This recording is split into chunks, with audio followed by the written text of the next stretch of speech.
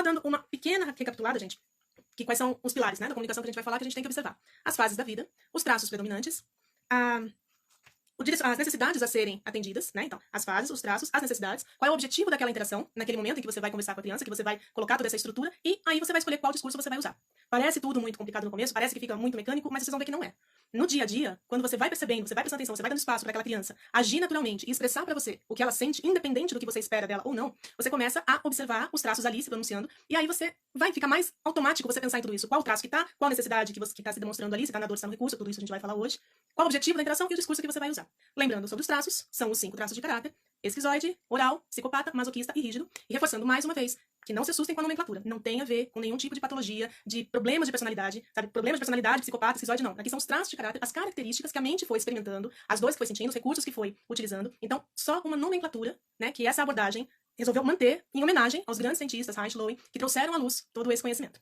Tá? Então, bora lá, gente. Falamos já sobre as fases da vida, que são fase do ninho, que vai de 0 a 3 anos. Nessa fase, nós vimos que 4 dos 5 traços já se desenvolvem ali, né? O esquizoide ainda na vida uterina, o oral na amamentação, o psicopata ali nos primeiros traços e o masoquista na fase do desfraude. Tudo isso na fase do ninho. Em seguida, vem a fase dos pais, de 4 a 6 anos. Neste momento é que se desenvolve o último traço, o traço rígido.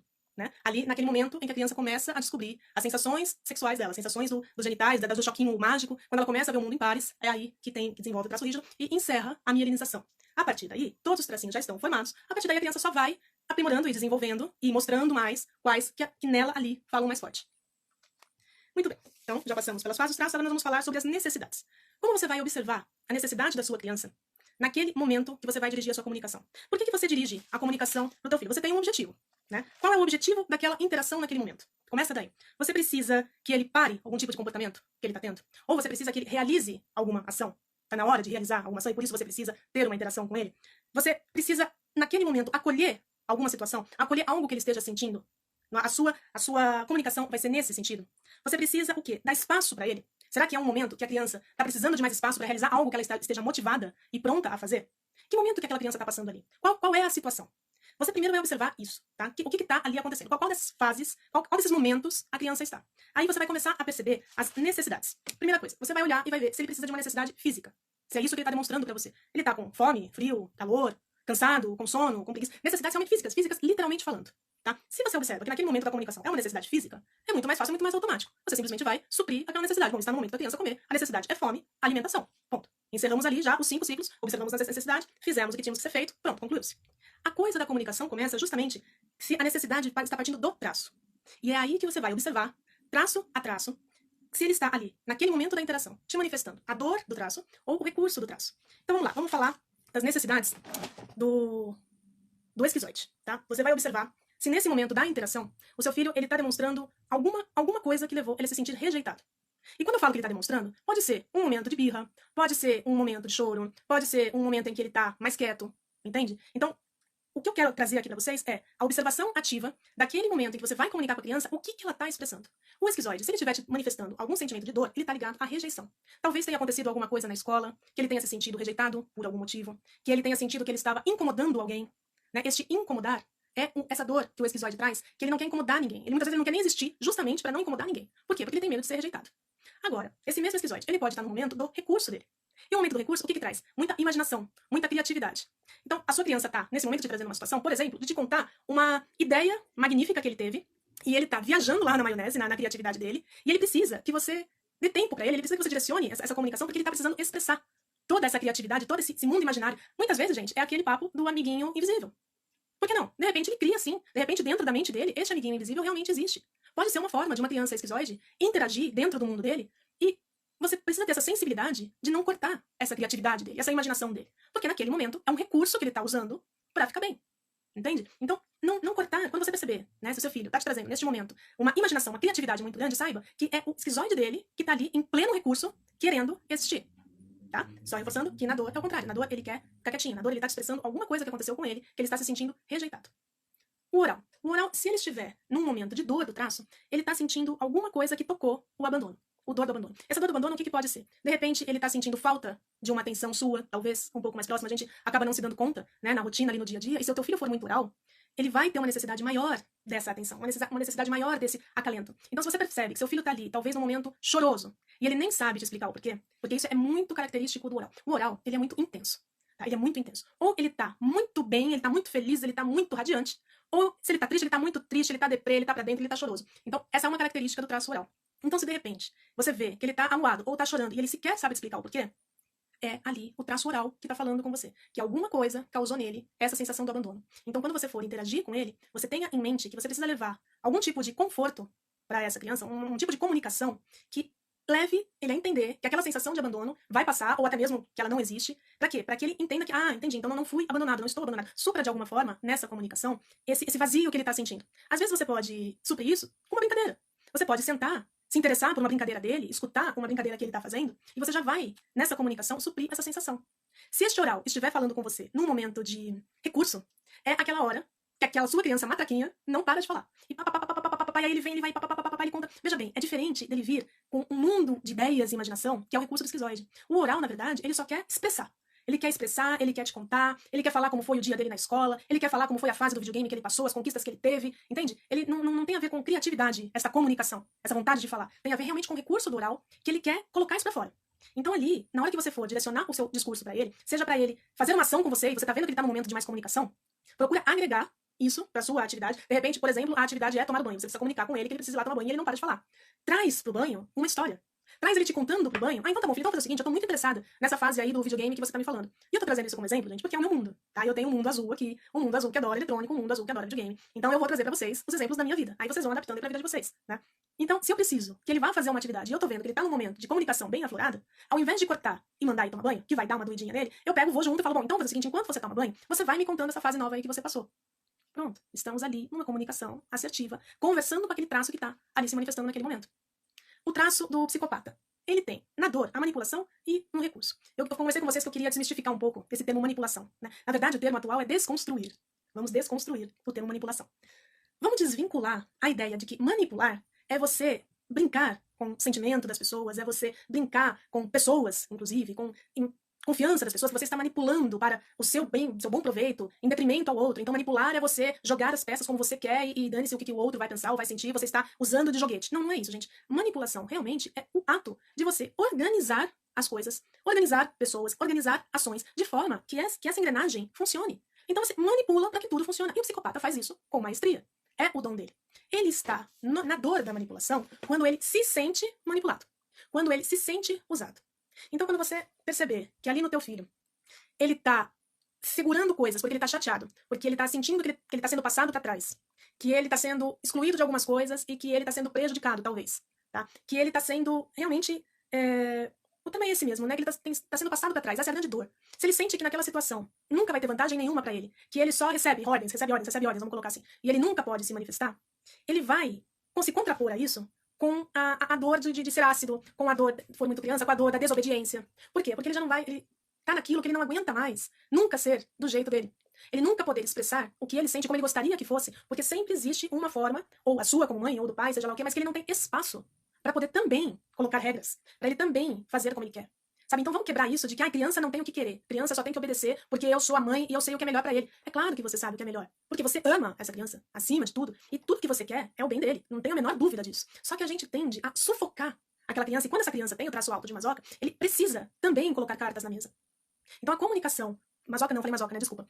Psico. A comunicação com o psicopata, ela precisa sim de muitos argumentos. Ela precisa sim de muita articulação. E ela precisa, o seu filho, com este traço, na hora que este traço estiver gritando, quando você perceber que ele está precisando de espaço para também fazer as coisas como ele quer, senta, dá aquele passinho para trás e deixa ele negociar com você. Não tem problema nenhum nisso, gente. Você não tá perdendo a sua autoridade como mãe, como pai, porque você tá deixando o seu filho fazer algumas coisas da forma que ele quer. Pensa comigo. A gente não precisa sempre querer que ele faça o que você quer, no momento que você quer, porque você é mais velho e você sabe o que é melhor para ele. Vamos dar espaço, vamos deixar eles respirarem, vamos deixar eles colocarem também para fora o jogo deles. Vamos deixar eles terem também a sensação de que eles estão mandando. Eles precisam disso. O traço psicopata, que começa ali nos primeiros passos e vai ao longo, e você vai perceber se isso... É como todo traço. Todos nós temos todos vão começar a se desenvolver, você vai perceber todos eles. Mas, a partir do momento que eles vão crescendo e você vai observando o comportamento, você vai perceber que alguns são mais sensíveis, alguns são mais altos, alguns são mais presentes do que o outro. Então, se você percebe que sim, você tem uma criança mandona, que você tem uma criança líder, que você tem uma criança que articula muito bem, a sua comunicação precisa ser direcionada para isso. Você precisa ali, nas fases, você ver qual é a necessidade, naquele momento está precisando de uma negociação, qual é a finalidade dessa negociação, senta e conversa com ele. E dê espaço, dê possibilidades. Tá? O próximo é o masoca. O masoca, ele, na dor, é aquela criança que ela é bastante sensível, ela é bastante sentimentos, só que ela não é uma criança de ficar colocando para fora. E não adianta você forçar. Se você sentir que o seu filho, ele é mais caladinho, que ele gosta mais de guardar as coisas dentro dele, que ele não gosta de expor pra você tudo que ele sente, é um traço masoca aí mais significativo, e isso é da personalidade dele.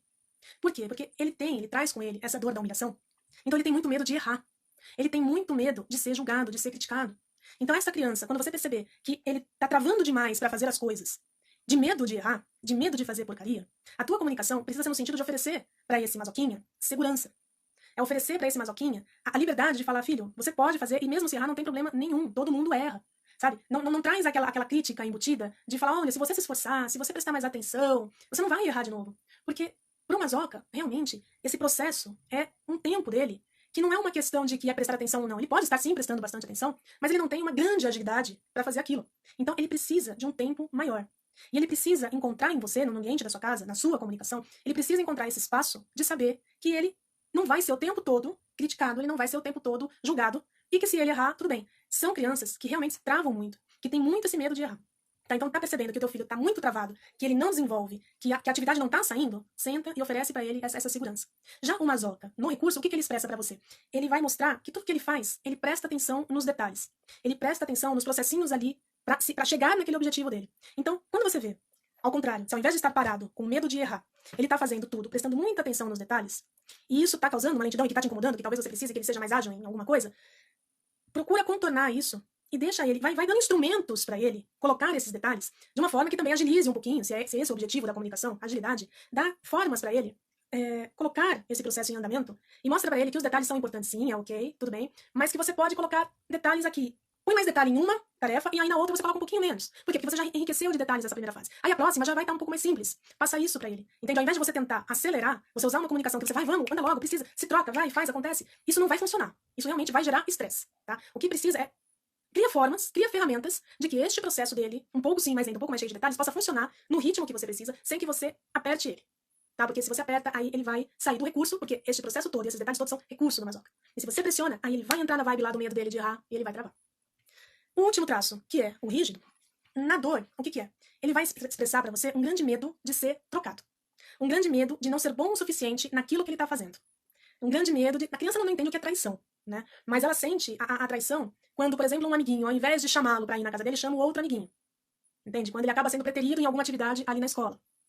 Então, daí ele tira essa dor da troca. E o rígido, quando ele se sente trocado, ele entra numa autocobrança que ele não é bom, que ele não serve para aquilo, que nada que ele faça vai agradar o suficiente, porque ele não é bom o suficiente naquilo. Então são crianças que se cobram demais, gente. Demais. Que virão a ser adultos na mesma pegada, né? Aquela nossa autocobrança assim que não deixa a gente em paz. Aquele perfeccionismo que não deixa a gente em paz. Mas enquanto criança, o que acontece? Ele cria nele aquele medo de não ser bom, e é por isso que ele acaba também emperrando nas coisas. Entende? O masoca ele emperra porque ele tem medo de errar. O rígido, ele empaca porque ele tem medo de não ser bom o suficiente, e ele tem medo que alguém vá fazer melhor do que ele, então ele já nem faz. Então ele já nem faz, sabe? Aí você pega aquela criança que não capricha mais na lição, que ele já não se interessa mais pelos assuntos que ele se interessava. Por quê? Porque ele entrou na neura que alguém tá melhor que ele naquele exercício, ou naquela matéria, seja o que for. Então isso é quando ele vai estar ali com você na dor. O rígido, no recurso, é aquele rígido que tá ágil, que ele tá proativo. É aquele rígido que é multitarefas, sabe? Ligadinho ali no 220 e tal, não sei o que, super ativo. Então ele precisa colocar essa energia toda pra fora, gente. Ele precisa. Então é aquela criança que você precisa dar um espaço pra ele viver, para ele brilhar. A sua comunicação, ela precisa estar direcionada a entender que aquela criança não é uma coisinha quietinha, calminha, ele não vai parar quietinho, tá? Ele tem toda essa energia para explodir. Ele vai crescer, ele vai aprender a lidar melhor com isso, mas enquanto criança, a sua comunicação com ela não pode ser de tolir, não pode ser de virar para ele e falar, ai menino, para quieto um pouco, ai pelo amor de Deus. Não, pense em outras formas, de repente com atividades que tomem mais tempo dele, não atividades chatas, né? Porque não adianta, o rígido ele não vai querer ficar quieto. Mas, por exemplo, atividade física, esportes, incentive, porque daí ele vai trazer toda essa proatividade dele pro esporte. E por que não, de repente, você tem aí uma criança rígida que você consegue envolver nas tarefas de casa toda essa proatividade. Pensa se você consegue colocar aí um game Cuidado só com a competição, tá? Porque se você também puxar uma coisa que puxa muito a vontade dele de ganhar, o tiro pode sair pela culatra. Porque daí se ele não ganhar, não coloque para competir com irmãozinhos ou com primos, entendeu? Porque daí vai despertar o não sou bom, fulaninho é melhor, então aí o tirinho vai sair pela culatra. Mas o que você pode fazer? Fazer um game dentro do quarto dele, por exemplo. Olha, tem XYZ pra fazer. Tem os brinquedos pra guardar, tem a lição pra fazer e tem, não sei, um cachorro para dar comida, entendeu? Vamos ver em quanto tempo você consegue fazer isso. Ó, você tem tanto tempo pra fazer isso aqui, quero ver. E eu também vou fazer, ó, enquanto você compete com você, porque você é um adulto, né? Você não vai entrar em zona de conflito com essa criança. Então você coloca isso, olha, enquanto eu vou fazer isso aqui, a sua parte é essa daqui. E aí essa criança vai gastar essa agilidade dela, essa proatividade dela nessas tarefas, sabe? Então você faz o quê? Traz a sua comunicação, traz o seu discurso, utilizando o traço dele. Utilizando esses recursos, utilizando naquele momento como você deve encaixar as coisas, e ao invés de bater de frente, ao invés de você pegar um oral que tá lá tristinho, precisando de colo, e você não dá esse colo, vai e acolhe. Ao invés de você pegar aquele rígido que tá pilhado, tá no 220, tá querendo colocar toda essa energia pra fora, e você mandar ficar quieto, direciona a atividade dele. Deixa ele gastar essa energia. Você pega aquele filho esquizoide que só tá querendo ali aquele momento dele dentro do quarto, jogando videogame, dentro do mundo imerso nele, mas aí te falaram que ele não pode jogar videogame porque isso, porque aquilo. Para, gente. Para. Observa o teu filho. Observa dentro ali da tua casa o que serve. Escute o seu filho. Escute. E nesse momento aqui eu só quero fazer uma homenagem, né, ao menino Henri, que hoje é um anjo, porque não cabe aqui trazer o caso, repercussão nacional, todo mundo sabe, e não vou entrar na monstruosidade, né, que essa criança passou, mas eu quero fazer só um direcionamento no sentido de, se essa criança tivesse sido escutada, nada disso teria acontecido. É só isso que eu quero, sabe? Que nós possamos olhar para as nossas crianças e deixar para trás, deixar para fora opiniões, cobranças, exigências, culpas, julgamentos, sabe? Expectativas de sermos os pais perfeitos que nós mesmos nos podemos dizer para fora e vamos olhar para dentro. Vamos escutar os nossos filhos. Eles têm muito a dizer pra gente. Sabe, vamos sair da nossa posição de autoridade e sempre achar que sabe tudo o que tá acontecendo com essa criança, que ele tá inventando, ou que ele tá viajando, ou, isso passa, sei lá o que aconteceu nesta família, né? Mas o fato é, a criança deu sinais. A criança tentou. E hoje ele é um anjo no céu acolhido. Tá, né?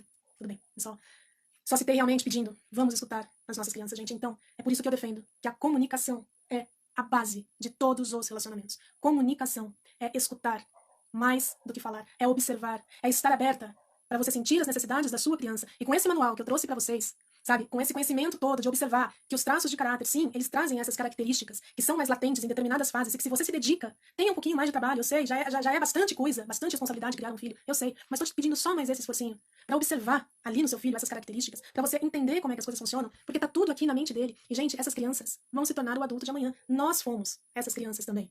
Será que se nossos pais, eu sei que cada um aqui teve os pais que fizeram o máximo que puderam por nós. Estamos todos aqui criando adultos com suas questões, lidando com a vida e tá tudo bem. Mas se lá atrás eles tivessem tido esse olhar para nós, será mesmo que hoje não teríamos menos traumas, menos conflitos, sei lá, cada um sabe o que passa dentro aí de si?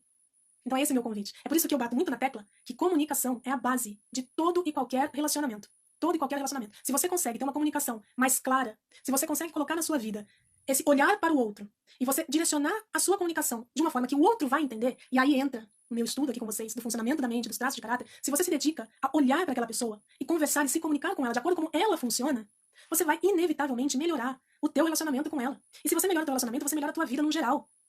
Não é mesmo? Você leva para outro nível a harmonia dentro da sua casa, você leva a outro nível a harmonia dentro do seu trabalho.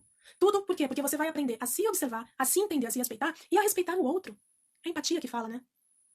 Você aprende a aceitar como o outro funciona, como o outro veio no mundo, como ele tem as necessidades dele, e você é capaz de conversar com essas necessidades. Basta você olhar. Por isso que é tão incrível esse conhecimento do formato do corpo, porque é uma coisa muito aplicada ali na prática, entende? É de você olhar o corpo, o formato do corpo, isso tudo eu ensino no meu curso, de olhar a pessoa, você já vai entender como que você vai direcionar melhor a sua comunicação, e você vai entender melhor certas atitudes dela, justamente como ela funciona. E, cara, você vê que muitas das vezes você sofre dentro da sua cabeça coisas que não existem. Na aula de amanhã, é uma aula muito especial, e eu espero todas vocês aqui comigo, porque eu vou abrir para vocês o meu manual de funcionamento.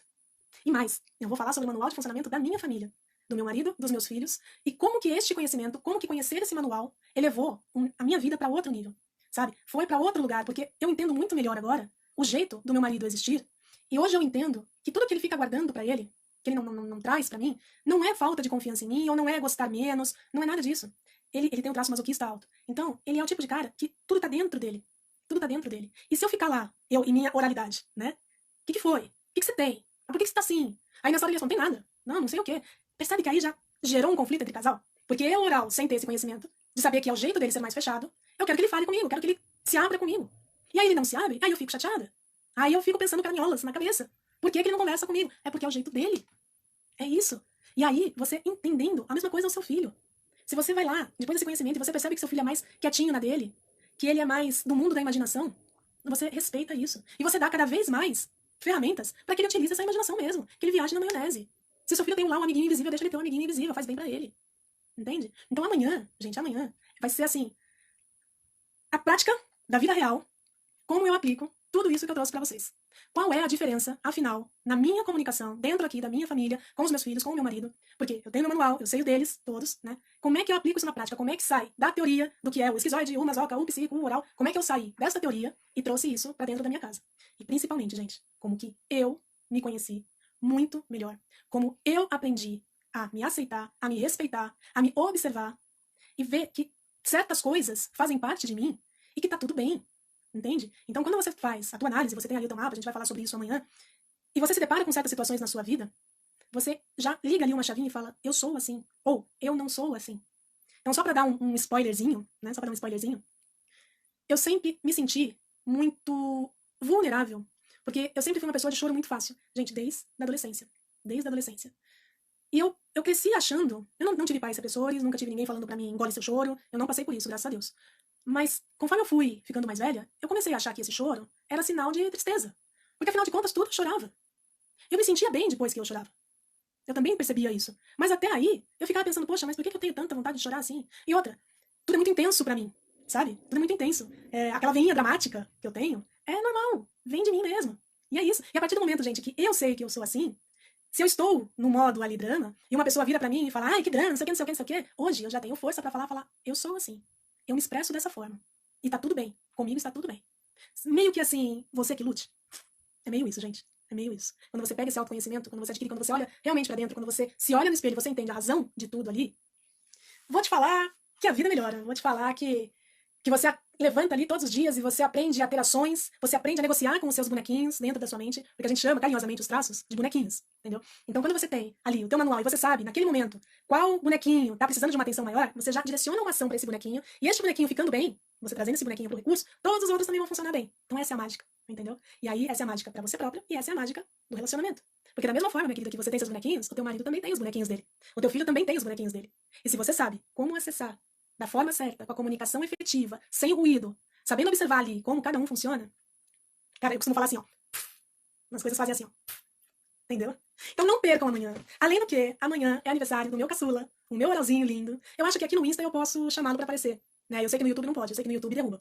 Mas eu acho que no Insta, no final, eu posso chamar ele pra dar um oizinho aqui pra gente. Então amanhã é um dia muito especial. Não abandonem essa oral. Né? Quem tá aqui ao vivo comigo, quem